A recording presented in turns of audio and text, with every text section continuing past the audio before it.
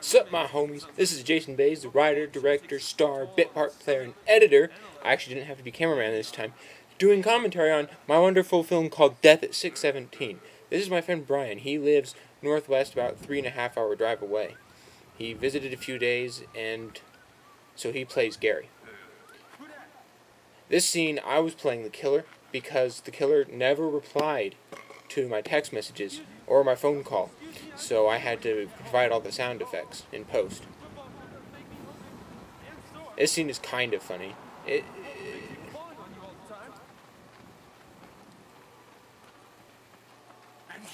I love the music for it because it's from Hunt for Red October, which is one of my favorite movies. So I thought it'd be great to include the opening hymn for Red October, and this part's pretty funny. Because, and then here comes the blood. It's not great, but I made it myself, so it works. The rant isn't as funny as I hoped it would be, because, well, if you've seen the Flying Circus sketch about Mr. Smoke Too Much, then you know, his played by Eric Idle, his rant was really funny. And I actually used a bit of it, the on and on about how many languages you know Kyle can speak, and he threw up all over, and then it was my stuff after that. Although I did say accidentally, I switched to the numbers 8 and 3. It was supposed to be 8 got injured, 3 got killed, but I said 8 got killed, 3 got injured, but we kept going. And we had a second camera that was supposed to be filming it, and you can notice that for some reason it's really zoomed in, and it's like, wait, it's not widescreen like that. It's inconsistent because the camera didn't work, which sucked because I wanted a second angle for everything, but I couldn't do it, and I didn't capture anything, film anything until we were filming scene 4. So we had to deal with what we had, because since you've probably already seen it, I get stabbed twice. Well, you can see the holes barely, and I didn't want to have to do it all over again and sacrifice another shirt. This one was already full of holes anyway, so I thought, doesn't matter, I can get rid of it. Although I'm going to keep it as a memento. Yeah. I also love the music for this scene, because, again, it's Hunt for Red October.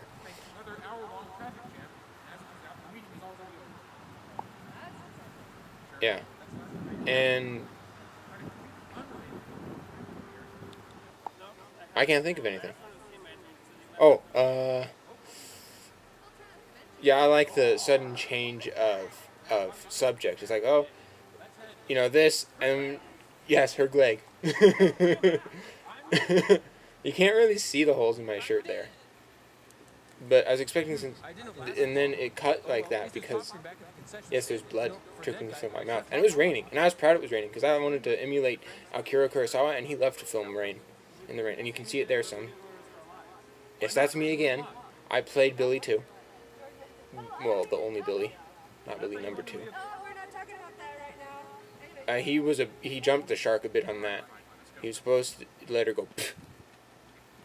Yeah, and you can see me favoring my elbow, still bothering me now. Yeah, I don't know what's wrong with it, but I'll have it checked out soon. Yeah, there's a little bit of a hard cut there. It's not the only time it happened, but that's because the second camera wasn't working, and so I had to do a hard cut, and I had to zoom in again because it was different takes. But I like long takes. That's one reason I really love Tarantino films, because he loves long takes too. And so I figure, you know, that's one reason I really like him, is because I like long takes. Just like Rope. Rope is 6 long takes, and it's 80 minutes long. That part's hilarious. Yeah, her debating about what to buy isn't all that exciting. But I had to set it up somehow. And then she dropped one. Ring, pick me up. Yes, that's me on the phone, or being the phone. Hello. I thought it should have a more exciting ringtone. Like in the Flying Circus sketch about psychiatrists, one of John Cleese goes, and picks up the phone and says something, and then Graham Chapman, same thing. I thought it was pretty entertaining. And I thought it'd be cool to have a phone, and eventually doorbell, that don't make conventional noises. Yeah, there's a bit of continuity goof there. Gift. Yes, a cannibalism joke. Not as funny as my her leg joke. And it's out of focus. I don't know who was on camera, but if it was me, then it wouldn't. There, I had to reshoot that bit, so I did it on my own. So it's a bit out of focus, but it's good for the most part. And yeah, you can see a hole. You can see one hole. But you can't really see the other. Yeah, this is it's reminiscent of the sketch in the 42nd. You can see the camera case there. In the 42nd episode of Flying Circus, Terry Jones proved to Graham Chapman that his character was an idiot. There was a commercial about this link. Oh, there's the picture for, me flying through the air with the shirt over my head. I thought that would be pretty funny. The first time I tripped on purpose, and the second time I got up, stumbled around some, fell again. And then the third time I was just trying to run, and I fell again. So, it works. It's entertaining.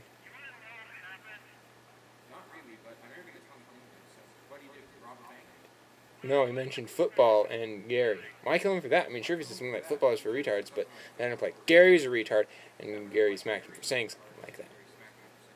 Yeah, I know the movie well. I wrote it way back in 06 in my senior year at high school with a friend of mine. He was involved, well, I found him on the bus once, and he's like, hey, I understand you're making a movie. I'm like, yeah, if you want, you can attend. Yeah, she didn't like doing the slapping scene, and we had to do it again.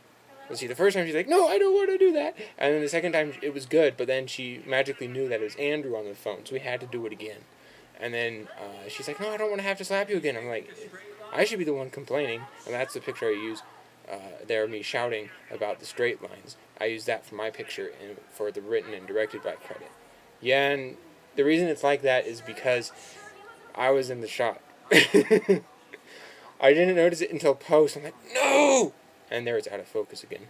No! I just noticed it. You could see people in the background. 2 people. I just noticed that. Oh my god. Yeah, I had an ad lib in there. That's where the thing is for the Arctic, but then I looked at the information for it on the IMDb page, and they were in the Antarctic, so I had to remove it.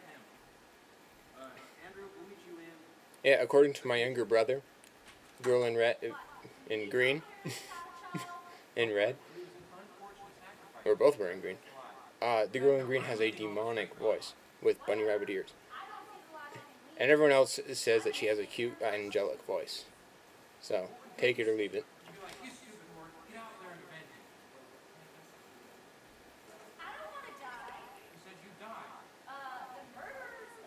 How does she know there are more than one? I guess she's been reading the script. And there she's reading the script again.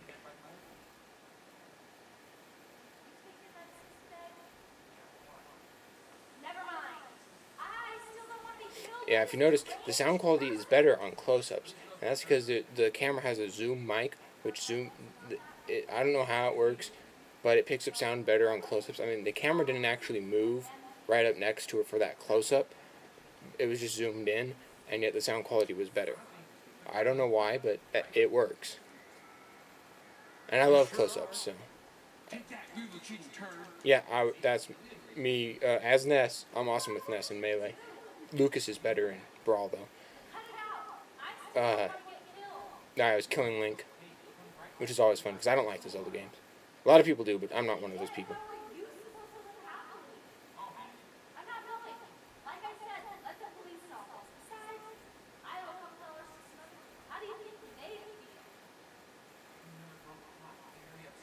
Yes, breaking the fourth wall. I love breaking the fourth wall. I think this is another. It's not a really long take like I like, but it's still long enough for my taste. I screwed up the first time when we were filming. I was like, I got not a button bever to do, and so I'm like, no, it's awful. And oh yeah, I forgot. I'm gonna keep track of how many times they say Fred, shut up, or get.